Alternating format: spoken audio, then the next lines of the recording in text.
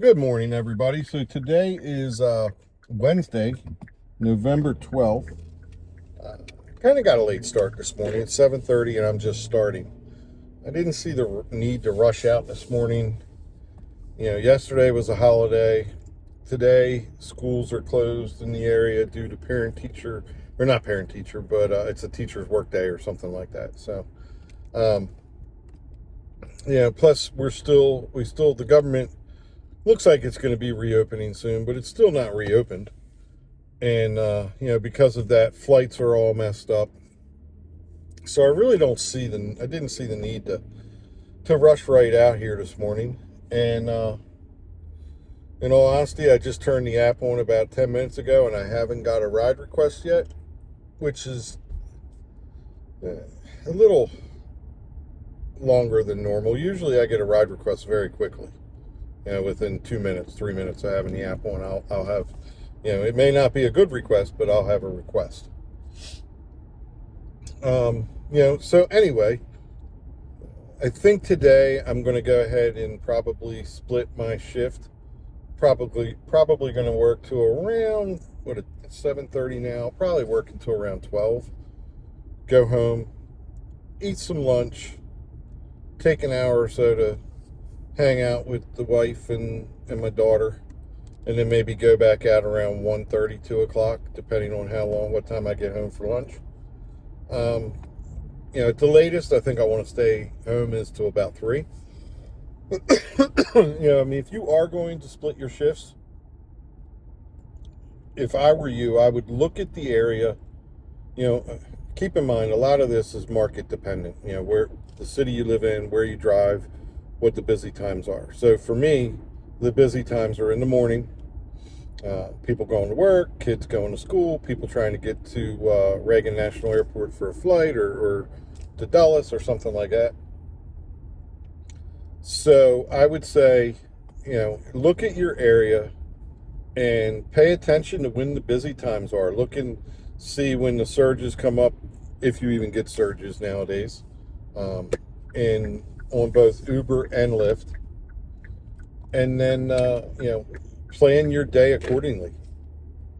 So as I was saying, for me, that's on a normal day, it's busy at 4 o'clock in the morning.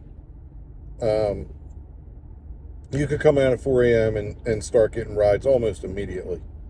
But on an average day, I like to try and get out around 5 or 6 a.m., work till around 11, 11:30, come home, eat lunch, and then go back out.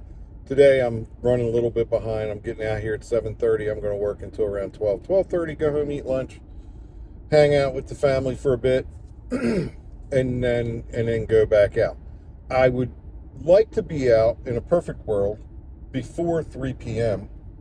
I like to get back out, honestly, before 2 p.m., but today I'm thinking I might hang around to around 2:33, come back out, and maybe drive to sometime between 8 o'clock and 11 o'clock.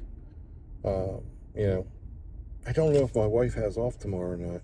For some reason, I feel like she does, and then works Friday, which really screws me up because Fridays are a busy day, which many of us Uber and Lyft drivers know. Fridays are busy. Right now.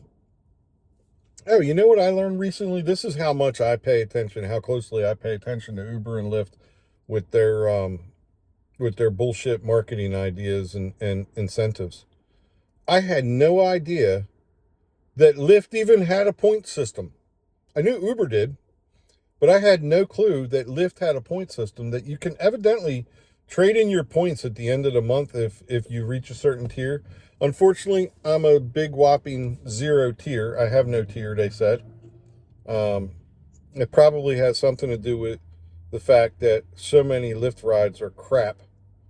But yeah, I'm a no tier. If I was a tier, you can trade it in for goofy things like gift cards and stuff like that, which, I don't care about all that stuff. I would rather Lyft and Uber just pay me what my real value is. I know that I say a lot of times get out there and drive, and I know it's difficult to do that. Uh, Uber and Lyft both underpay us. That's a fact. Why they underpay us, that is a little bit more of a murky area. Other than trying to show a profit, which they have to do, they have to show a profit to their shareholders. But other than that, I think their biggest cost of operating is the commercial auto insurance. I think there's just so many drivers that the risk for an incident is so high that they're charging a lot. They're getting charged a lot for insurance. Number one. Number two, they try to spread that risk out amongst all the drivers. And I understand that. But what I want to know is I would love to see a breakdown on both companies, Uber and Lyft. I'd like to see a breakdown of exactly what insurance I was paying for, what the exact coverage was, who the coverage was through. Because, I doubt very seriously if they're using the same insurance company for every driver and for every ride.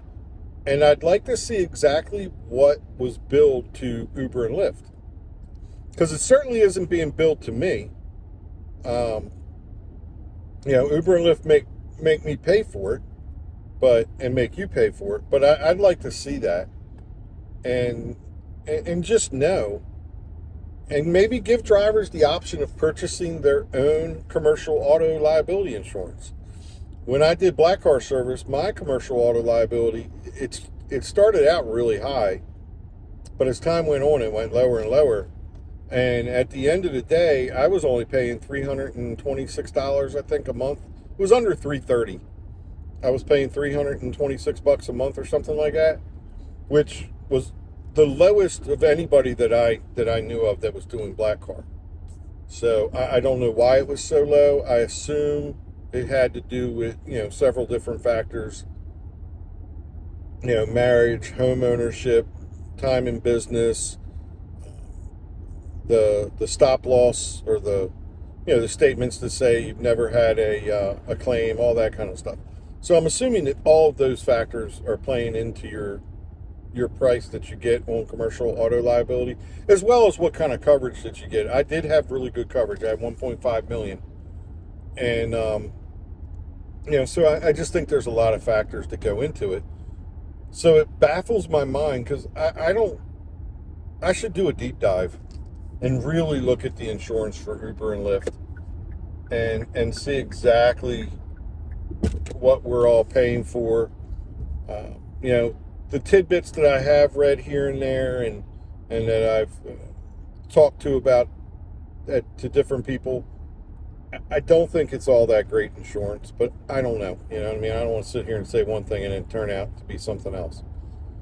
And the moment that I actually have several hours that I can sit down in front of the computer and start pulling information off the internet and really read it and look at it, I'll do that and make a video. But right now I don't have time. I spend so much time driving, and my daughter has soccer.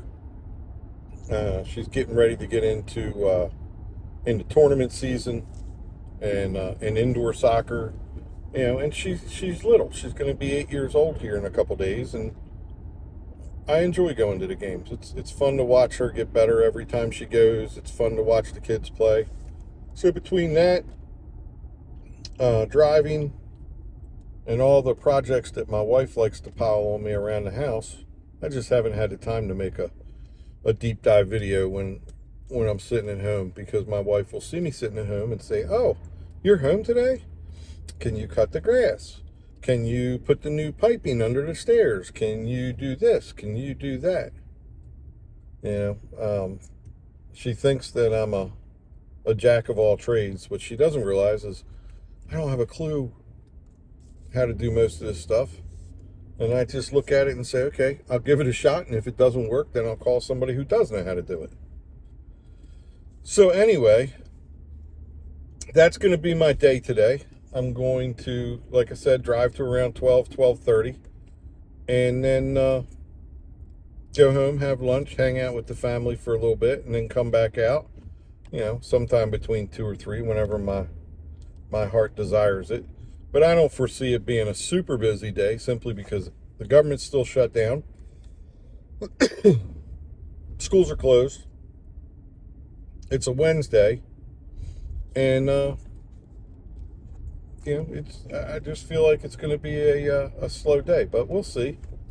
And I'll let you all know. I mean, yesterday I was out for a little while, and I did 156 from about 7:30, 8 o'clock in the morning till about, I think I stopped driving maybe 10 minutes after 12. So I did actually, I thought yesterday was a solid day for only working a short day. It was one of those days I had to go pick my daughter up from school, and I generally call it quits around noon. Go to the grocery store, grab whatever it is I'm going to make for dinner that night, and then call it a day. So I think it was a decent day yesterday. Hopefully today it'd be decent, but I don't foresee it being anything that makes me a ton of money.